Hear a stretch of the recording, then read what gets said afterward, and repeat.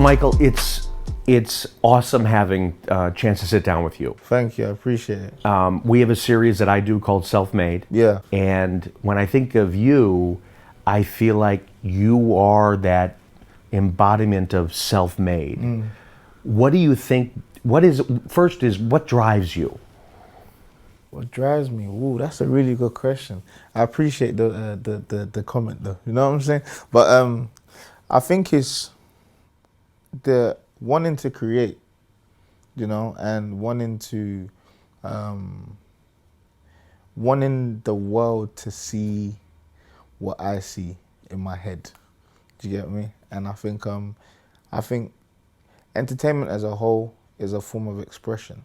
Do you get me? And Yep. I feel for me it's all about being able to express myself, and everyone being able to express it. But for me, it's about just telling stories with everything. Where do you think that comes from? Just my journey in life, man. Like my journey in life it's been like that. You get what I'm saying? Yeah. Yeah. There's been so much like ups and downs, and I've been able to see so much, and like being born here, then you know, going to Ghana when I was a kid, stayed in Ghana for 5 years, lived in South Africa for 3 years, coming back here, you know, growing up, council estate boy. You get what I'm saying?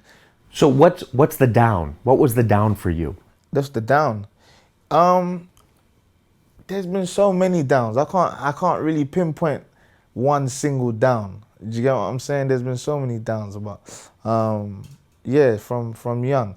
Obviously, my parents tried, Yeah. right? Yeah. Just like all parents do, right? Do Yeah. you get what I'm saying? And they're great people, but like you know, sometimes when you're them being like first generation Africans, migrants over here, you know, there's only so much that they knew and that they could do, and they tried to use their resources the best. Do you get what I'm saying? But it was still hard growing up, you know. Did they have a goal for you? Education. I think that was their biggest goal, especially my dad. Do you get what I'm saying? Because yeah, he's always been big on education. Go to private school and all of that, grammar school. It wasn't gonna happen. Did they want you to be, you know, a doctor, a lawyer? Oh yeah, no, defo. What was it? Defo. My pops wanted me to be he wanted me to be a doctor. Cause he's actually a doctor. Yeah. Yeah, so he wanted me to be, and so naturally, like, you know, as a man, you want to follow in your father's footsteps. Yep. But then I realized very, very early on, I don't like blood. Yeah. Yeah. Yeah, I mean, I'm with you on that. man, you know what I'm saying? I don't like. Was he disappointed that you didn't want to do that? Yeah, I think like, no, definitely. But I think cause when I was younger, like I went into like juvenile prison when I was younger. What'd you do? Oh, damn, son, you really want to go into that? Yeah, I want to hear. Yeah, no, so like it was for like dangerous driving and robbery. Do you get what I'm saying? Yeah. So there was like a collective of us. Do you know what I'm saying? And so I was rowdy when I was younger. You know, proper rowdy. But it was just being young? Nah, do you know, I wouldn't even say it was being young. I think you could say it was being young, but the lust for money. Do you get what I'm saying? Wanting money, wanting identity.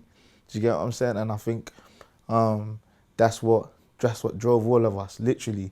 Do you get what I'm saying? We'll do anything for the money, literally anything. Do you get me? And so that's definitely where like our headspace was at. So it happened. I'm guessing your parents were pissed off that this happened? Oh, super pissed off.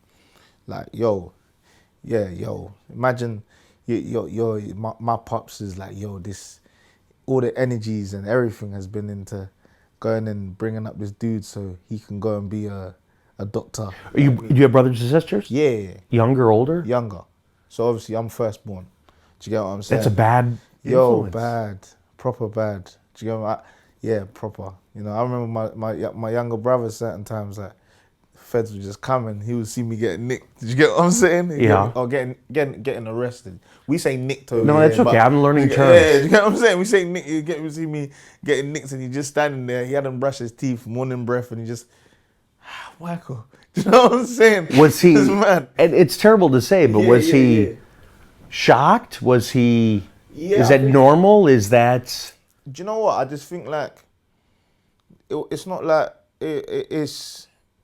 I never asked him that, you know. I think his facial expressions was just, you know. I think like that's obviously the life I was leading at the time, Yeah. and so those are the things that come with it. Do you get what I'm saying? There's repercussions for whatever path you choose. Do you know what I'm saying? Whatever your decisions are. And I think for the decisions I made, like those were things that could come with it, and you know. So when it did come that way, it was just. I think for him, it was just like, boy. But then the good thing about it is, he saw that and he didn't want to go down that road. He doesn't want to see that. Yeah. So he didn't want to live that way. So after you got out, Yeah. then what? I think like it was really a quest to like me finding myself as an individual, and I think like that's the main thing. Like a lot of people like, I think they're very confused of who they are. You know, me finding myself as an individual, my identity, like what it is I really want to do. Because obviously I wasn't trying to do this whole go down that path, this whole doctor thing, and you know the streets is only gonna end one or two ways. Do you get what I'm saying? And so it was just me finding, okay, cool. Who am I? Who is Michael?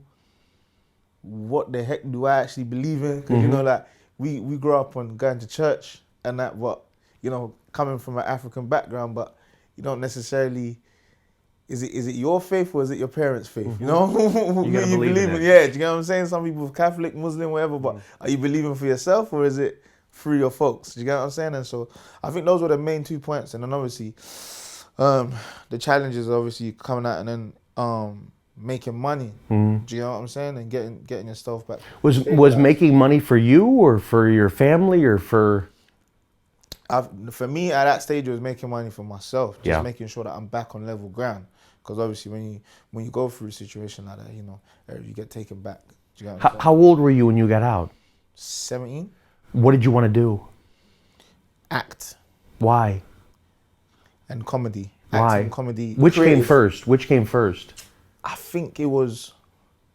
Do you know what I did? I wrote a film when I was in, and there was a film out called Kidulthood on TV that was circulating by a guy called Noel Clark over here, and yeah, I think I saw that, and then we were doing kind of like acting, like the National Youth Theatre was in there, so we were kind of doing just acting, writing, comedy, music. Do you know what I'm saying? We were making beats, rapping, all of that. We were doing all of that in there. Do you get what I'm saying? And so for me, I found entertainment as that's where I felt most at peace. Yeah. Or that's where I felt most expressive. Like I would get mad ideas. Do you get what I'm saying?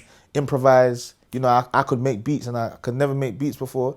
Like I find myself, we was rapping. I was never rapping before. Do you get what I'm saying? And Yeah. so for me, I just put like I think I saw the film and I was just like, oh man, I can do that, man. You know what I'm saying? We started writing.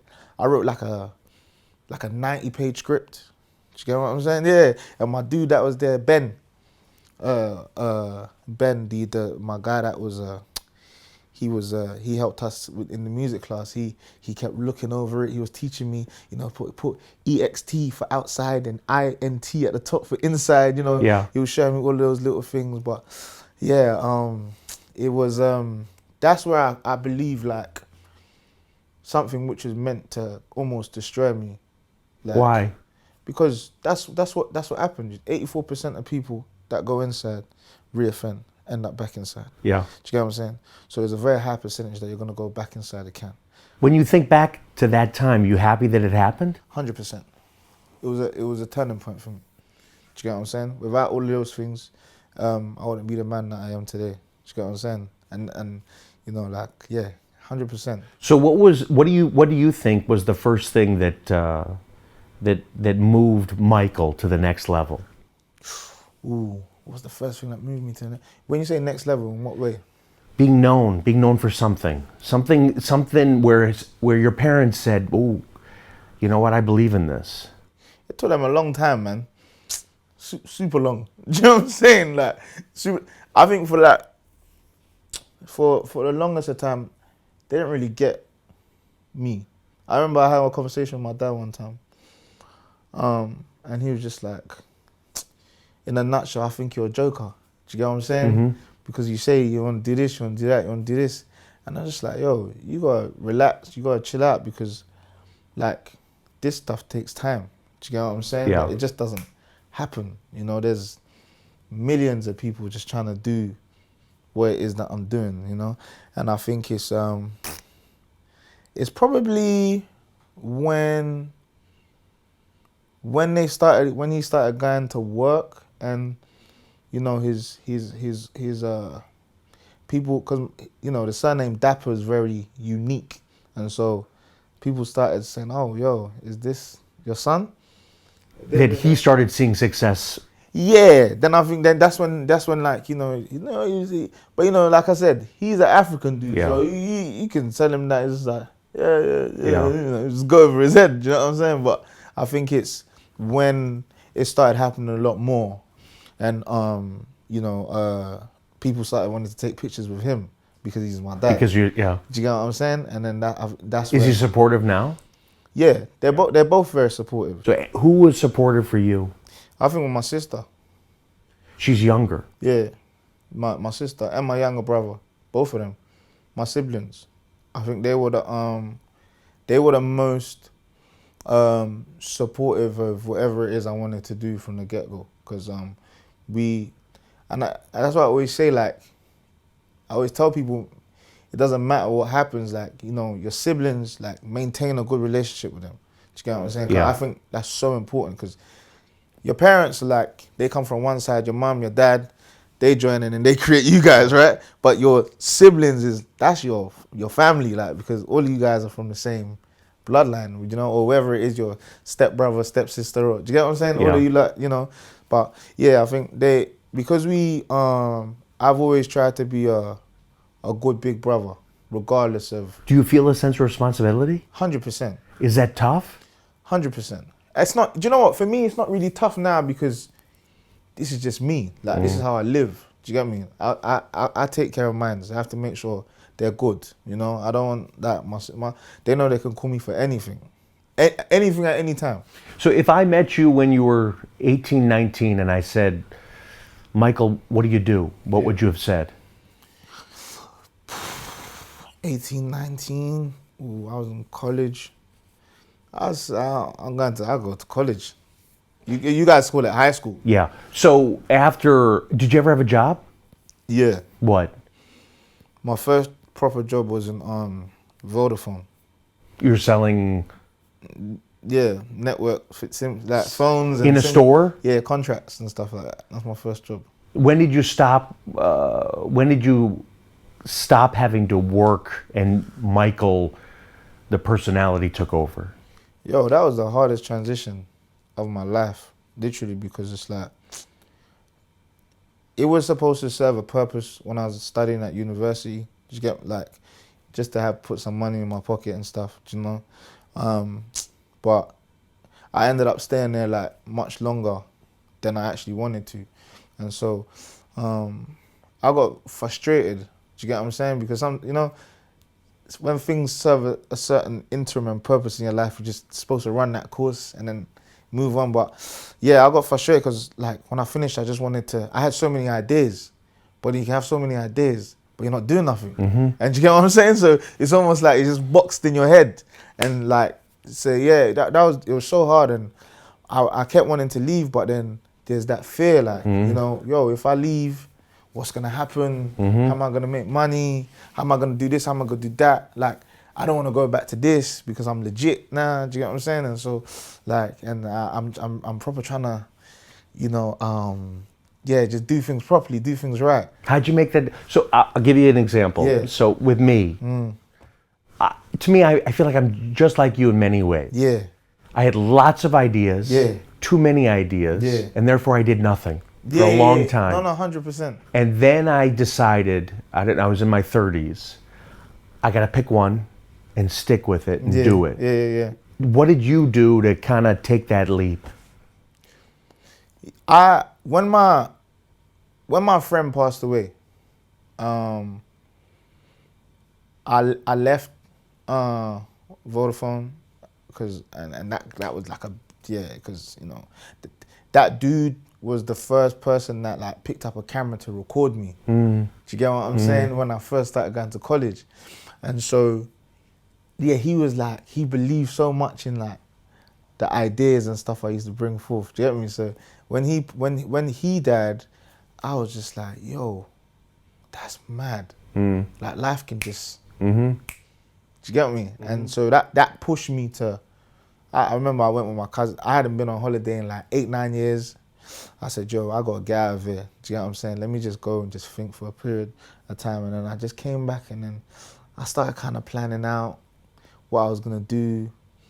And then I was. Do you know what? Do you know what was so mad? Because once I started doing stuff, I was going through this motion of starting and stopping.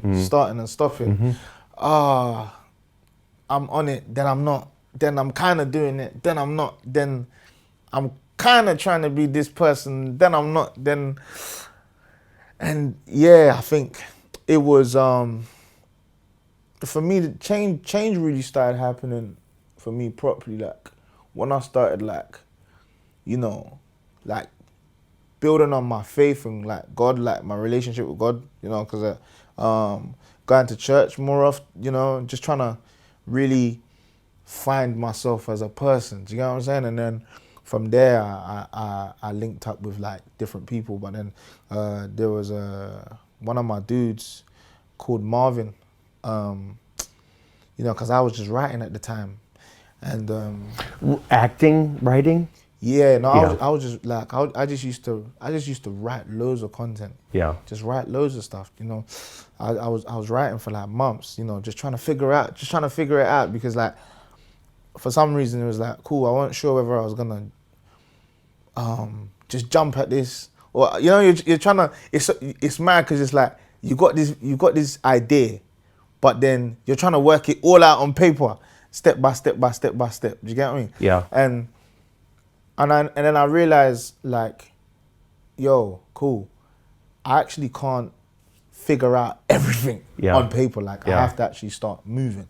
And so when I linked up with Marv, like he became like a brother, mentor. You see what I'm saying? But and to me, it's sometimes having support from somebody else kind of to push you to the next step helps. 100%. He came like a brother mentor, I just told him, I got these ideas, I got this thing I want to do and blah, blah, blah. And, he's like a camera dude. And then obviously, we just kind of sat there, devised a plan or whatever, what we was going to do. And then obviously I was just shooting loads of stuff in my house with my younger brother. And I kind of just got to that stage. I was just like, yo, I put myself in a position where I had no choice. To do something. Do you get what I'm saying? So I had no choice. So, what do you think the break was for you? To be known? It was probably in 2017. Think about that. It's only 2 years ago. Yeah. So it's happened fast. Yeah. Do you think about that? Do you know what? Sometimes I do, but I don't think in depth about it because a lot of the time you're moving. You're always moving. Do you get what I'm saying? But this period here where I've been on a bit of a hiatus, where I just had to kind of take a step back, just regroup. So what happened in 17? 2017, it was just, that's when I just started going. I just it probably ended in 2016, to be honest with you. I just started going, I just started, yo, cool, boom, we're just gonna go for it, man. Do you get what I'm saying? Because I just thought, right, I didn't really have nothing to lose. So what did you go for? What was it? I just started putting out loads of content, videos, and just... When did Somewhere in London start?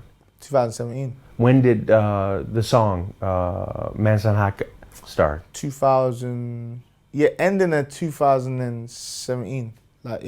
But it was all on my vision board. Yeah. Do you get what I'm saying? Like, none of this, nothing that happens for me was by accident. Everything was like, vision, prayers, execution, literally. But to me, what's wild is it's not like you're on terrestrial television. It's not like you you're part of Apple Music. No. You're just putting content up Yeah. that people find. Yeah. Like it's the fans that found you that Yeah. made you. Yeah.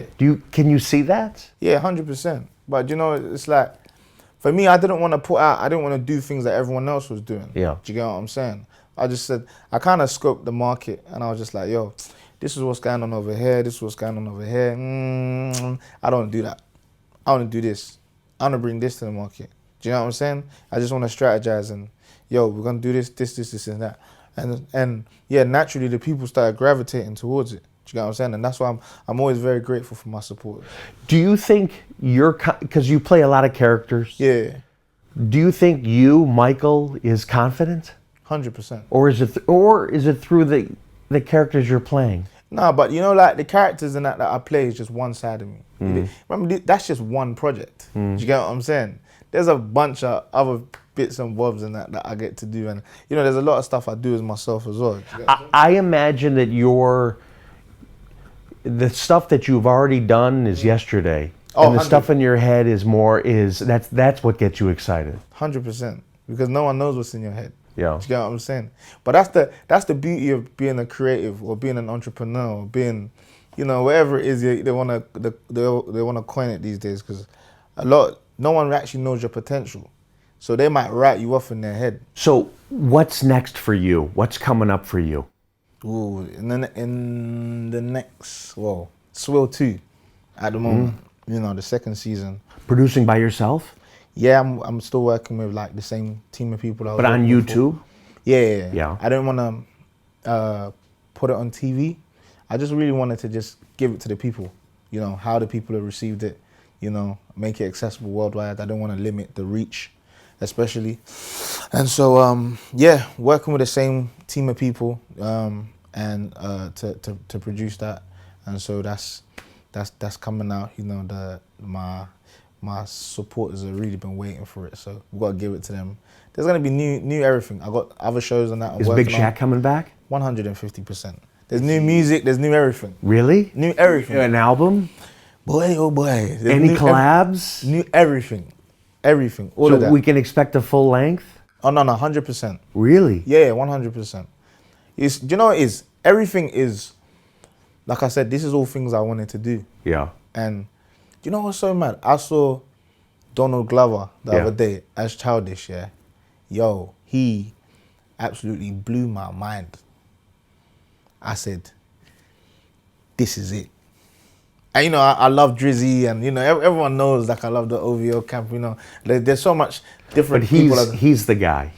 I think his I admire his creativity on such another level, you know, because I think it's to be able to go. I think people don't actually understand the brain to be able to hop from, let's say, okay, cool, I'm gonna go from writing and then I'm gonna go into acting and then I'm gonna put that on pause and go into music. That's hard. No, it is hard. And You're talking, that's not two things, that's three things, that's four things. yo, it's difficult. And I've had to go through that transition because it's writing, going from performing, going around the world and just touring and doing so much music, and then coming back to saying, you know what, I want to put this on pause. No, cancel all of this stuff. Let me just go back into my incubator and just create, and let me just deliver this product, has been the hardest thing ever. But I'm glad, because if I hadn't done that, then I wouldn't know how to switch things on and off. To me, and for your fans or for people who want to do things, like I imagine this sense of, I tell people, which is a strange thing, it's a horrible thing, don't have a plan. Yeah. Because if you have a plan, it may not work. You can have an idea. Yeah. Like you said, it's like Big Shaq turned into something because you watched what the market, how they reacted. Yeah. So now you're turning that into more of something. Yeah, 100%. I think, and it's important. My thing with that, you know, just feeding off from that is, I would say write your plans in pencil. Do you get what I'm saying? Yeah, Not in pen. I like that. You know, write them in pencil. I like because, that. You know, then you can rub this out and go that way. I like that. And then, you know, we can rub that out. Okay, let's go this way. So would it disappoint you if someone said, just go into music, forget acting, forget comedy. There's people that always say that. Do you get what I'm saying? There's people that, oh, can you just release music? Or can you just do this? Or can you just do that? Can you just do that? And the greatest thing is having freedom. You might start, like, you know, Jay-Z started as a rapper, right? And then he ended up coming to get what? Ace of Spades. Do you know what I'm saying? And he turned himself into a mogul. Same with Khaled, same with Diddy, same with all of these other amazing people that, you know, that are all over the world. You know what I'm saying? These are just some people, you know, that I've just listed, for example. Like, yo, like, who can tell you something? Just as long as you're actually good at what you do, that's it. So, last question. I read in an article, you said 10 years ago I couldn't do this. Yeah. I wouldn't have the opportunity. What does that mean? I think 10 years ago, 10 years ago was a totally different time to where it is now. We live in a time where I believe we're very privileged. With things like the internet. I was going to say social media. Social media being created, now people can actually create their own careers. Yeah. Which is a very big blessing. Do you get what I'm saying? You can actually go direct to consumer, which you couldn't do like that 10 years ago. And then, yeah, I just think with there being trailblazers in different industries, whether it be sport, football, the wine, alcohol, liquor, whatever, there being so many different trouble, people that's broken through. Because what people don't realize is, like, for music, there were people like So Solid Crew when I was growing up from here. You know, I'm sure you know about the game over there, but from here, there was people like So Solid Crew, and then came through like the East London rappers, and then came through some of the South London rappers, and then, you know, all of the one door after another, after another, after another, after another, after another, led to someone, let's say like myself, to be able to come through, and then I do that, and then that opened up a whole nother door for another bunch of people. Do you understand? So it's like, yeah, it's, when I say 10 years ago, I wouldn't. And then also I there's a lot I've had to learn within the 10 years. So when I say that, the kind of person that I am today is completely different. Totally different. Yeah. You know what I'm saying? The way I approach things and the way I deal with people, situations, maturity, all of that is different. And I think the growth that's happened in, you know, myself, you know, believing in myself, belief in God, belief in, you know, the people and the team I'm blessed to work with now. And, you know, just the amazing people like yourself that I'm able to meet. Do you get what I'm saying? It wouldn't have happened 10 years ago. I wouldn't be sitting here with you. Never. In a million years. But we sat down today. On that note, Michael, you were truly self-made. Thank you. You are, I don't know, I'm a lot older, but I see a lot of what you are. It motivates me talking to you, and that's what makes me excited. So appreciate it. I bless you and all your success. Thank Cheers. you. Let's sip, yo. What's this, rosé? Rosé. This is beautiful.